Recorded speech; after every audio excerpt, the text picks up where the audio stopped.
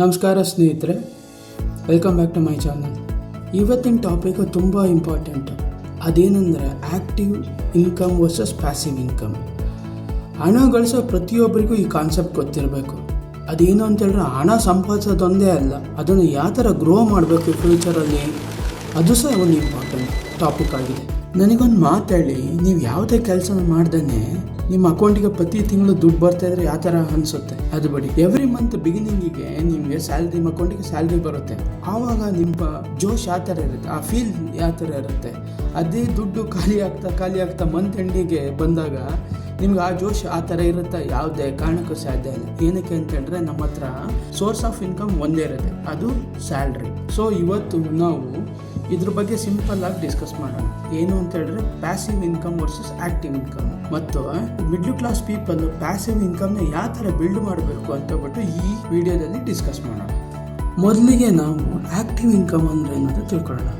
Active income ಅಂದರೆ ನಮ್ಮ ಪಾರ್ಟಿಸಿಪೇಷನಿಂದ, ಅಂದರೆ ನಾವು ಕೆಲಸ ಮಾಡೋದ್ರಿಂದ ಹಣ ಬರುತ್ತಲ್ಲ, ಅದಕ್ಕೆ ಆ್ಯಕ್ಟಿವ್ ಇನ್ಕಮ್ ಅಂತ ಕರಿತೀವಿ.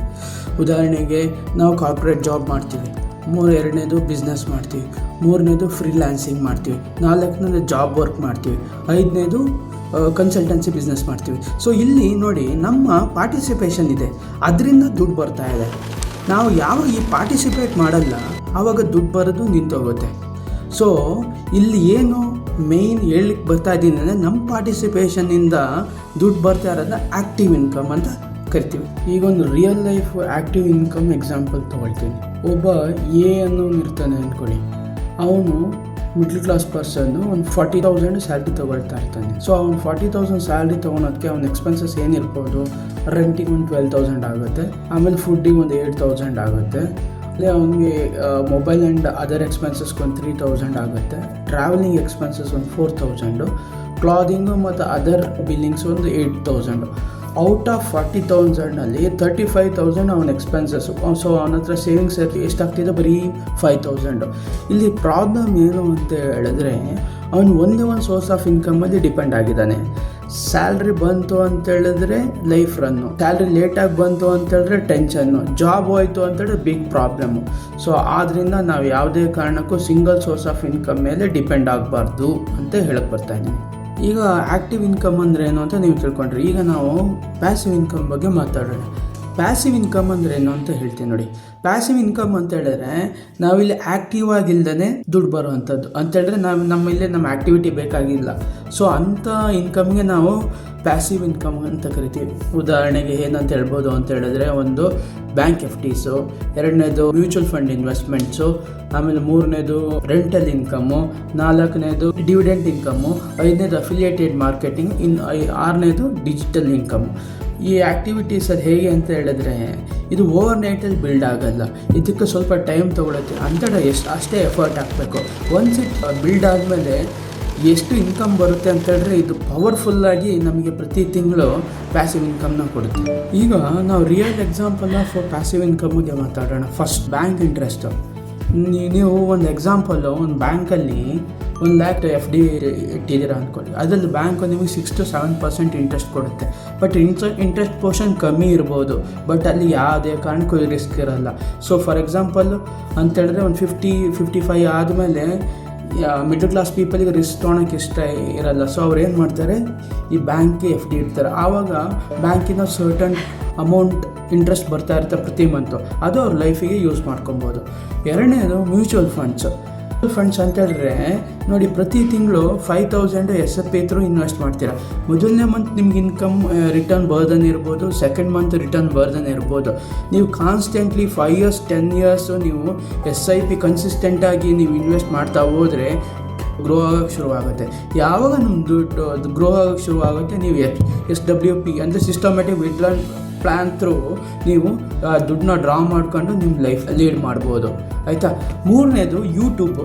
ಈಗ ನೋಡಿ, ನಾವು ಈಗ ಟೈಮ್ ಪಾಸ್ ಅಂದರೆ ಸೋಷಿಯಲ್ ಮೀಡಿಯಾ.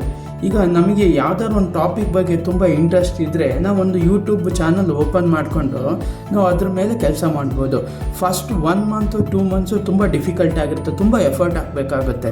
ಯಾವಾಗ ನಮ್ಮ ವೀಡಿಯೋಸು ಚೆನ್ನಾಗಿ ರನ್ ಆಗೋಕ್ಕೆ ಶುರುವಾಗುತ್ತೆ, ಆಗ ಆ್ಯಡ್ಸ್ ಇರುತ್ತೆ, ಸ್ಪಾನ್ಸರ್ಶಿಪ್ ಸಿಗುತ್ತೆ. ಯಾವಾಗ ಸ್ಪಾನ್ಸರ್ಶಿಪ್ ಇವೆಲ್ಲ ಸಿಗ್ತದೆ, ಆಗ ನಾವು ಏನು ಮಾಡ್ತೀವಿ, ಮಂತ್ಲಿ ನಮಗೆ ಒಳ್ಳೆ ರಿಟರ್ನು ಯೂಟ್ಯೂಬ್ ಕೊಡುತ್ತೆ, ಹೌದೋ ಇಲ್ವೋ. 4ನೇದು ರೆಂಟಲ್ ಇನ್ಕಮ್ಮು. ಈಗ ರೆಂಟಲ್ ಇನ್ಕಮ್ಮು ನಿಮ್ಗೆ ಇನಿಷಿಯಲ್ ಇನ್ವೆಸ್ಟ್ಮೆಂಟ್ ತುಂಬ ಇರುತ್ತೆ. ಆದರೆ ನೀವು ಒಂದು 3-4 ಮನೆ ಬಾಡಿಗೆ ಕೊಟ್ಟಿದ್ದೀರಾ ಅಂತ ಹೇಳಿದ್ರೆ ನಿಮಗೆ ಪ್ರತಿ ತಿಂಗಳು ರೆಂಟ್ ಬರುತ್ತೆ. ಆ ರೆಂಟ್ ತೊಗೊಂಡು ನೀವು ಲೈಫ್ ಲೀಡ್ ಮಾಡ್ಬೋದು. ಇಲ್ಲಿ ಯಾವುದಾದ ರಿಸ್ಕ್ ಇರಲ್ಲ. ಸೊ ಇದು one of the kind of passive income. So why middle class people needed passive income? Middle class ಪೀಪಲ್ಗೆ ಪ್ಯಾಸಿವ್ ಇನ್ಕಮ್ ತುಂಬ important. Day by day expenses increase ಆಗ್ತಾನೆ ಹೋಗುತ್ತೆ, ಯಾವುದೇ ಕಾರಣಕ್ಕೂ ಕಮ್ಮಿ ಆಗಲ್ಲ, ಹೌದು ಇದು. ರೆಂಟ್ ಹೆಚ್ಚಾಗುತ್ತೆ, ಆಮೇಲೆ ನಮ್ಮ ಸ್ಕೂಲ್ ಫೀಸ್ ಜಾಸ್ತಿ ಆಗುತ್ತೆ, ಮೆಡಿಕಲ್ ಎಕ್ಸ್ಪೆನ್ಸಸ್ ಜಾಸ್ತಿ ಆಗ್ತಾ ಇದೆ, ಆಮೇಲೆ ನಮ್ಮ life style cost minimum 8-10% increase ಆಗ್ತಾ ಇದೆ. ಇಂಡಿಯನ್ ಇನ್ಫ್ಲೇಷನ್ನು 6-8% ಪ್ರತಿ ಇಯರ್ ಇನ್ಕ್ರೀಸ್ ಆಗ್ತಾ ಇದೆ. ಆದರೆ ನಮ್ಮ ತಗೊಳ್ಳೋ ಸ್ಯಾಲ್ರಿ ಪ್ರತಿ ಇಯರ್ 8-10% ಅಥವಾ 15% ಇನ್ಕ್ರೀಸ್ ಆಗುತ್ತಾ? ಯಾವುದೇ ಕಾರಣಕ್ಕೂ ಆಗಲ್ಲ. ಸೊ ಆದ್ದರಿಂದ ನಾವು ಸ್ಯಾಲ್ರಿ ಇನ್ಕಮ್ ಮೇಲೆ ಡಿಪೆಂಡ್ ಆಗೋದು ತುಂಬ ಕಷ್ಟ. ಸೊ ಇದೇನು ಮಾಡುತ್ತೆ, ಫ್ಯೂಚರಲ್ಲಿ ಫೈನಾನ್ಷಿಯಲ್ ಪ್ರೆಷರ್ ಕ್ರಿಯೇಟ್ ಮಾಡುತ್ತೆ. ಆದ್ದರಿಂದ ಮಿನಿಮಮ್ಮು ಮಿಡ್ಲ್ ಕ್ಲಾಸ್ ಪೀಪಲ್ಗೆ 1 ಅಥವಾ 2 passive income source active income source ಜೊತೆಗೆ ಇರಲೇಬೇಕು. ಈ ವಿಡಿಯೋದ ಕನ್ಕ್ಲೂಷನ್ ಏನಪ್ಪ ಅಂದರೆ, ಆ್ಯಕ್ಟಿವ್ ಇನ್ಕಮ್ಮು ನಾವು ಕೆಲಸ ಮಾಡಿದ್ರೆ ಮಾತ್ರ ಪ್ರತಿ ತಿಂಗಳು ಸಂಬಳ ಬರುತ್ತೆ. ಆದರೆ ಪ್ಯಾಸಿವ್ ಇನ್ಕಮ್ಮು ಆ ಥರ ಅಲ್ಲ, ನಾವು ಕೆಲಸ ಮಾಡದೇ ಇದ್ರೂ ಪ್ರತಿ ತಿಂಗಳು ಫ್ಯೂಚರಲ್ಲಿ ದುಡ್ಡು ಬರ್ತಾನೆ ಇರುತ್ತೆ. ಆ್ಯಕ್ಟಿವ್ ಇನ್ಕಮ್ಮು ನಮ್ಮ ಪ್ರೆಸೆಂಟ್ ಲೈಫ್ನ ಮ್ಯಾನೇಜ್ ಮಾಡುತ್ತೆ, ಆದರೆ ಪ್ಯಾಸಿವ್ ಇನ್ಕಮ್ಮು ನಮ್ಮ ಫ್ಯೂಚರ್ ಲೈಫ್ನ ಸೆಕ್ಯೂರ್ ಮಾಡುತ್ತೆ. ಆ್ಯಕ್ಟಿವ್ ಇನ್ಕಮ್ ಬದುಕೋದು ಬೇಕು, ಪ್ಯಾಸಿವ್ ಇನ್ಕಮ್ ಫ್ಯೂಚರ್ ಸೆಕ್ಯೂರ್ ಮಾಡೋದು ಬೇಕು. ಹೆಂಗನ್ನಿಸ್ತು ಈ ಟಾಪಿಕ್ಕು? ಕೆಳಗಡೆ ಕಾಮೆಂಟ್ ಮಾಡಿ, ಲೈಕ್ ಮಾಡಿ, ಶೇರ್ ಮಾಡಿ, ಸಬ್ಸ್ಕ್ರೈಬ್ ಮಾಡೋದೇ ಇರಬೇಡಿ. ಇನ್ನೊಂದು ಟಾಪಿಕ್ನೊಂದಿಗೆ ಮತ್ತೆ ಸಿಗೋಣ.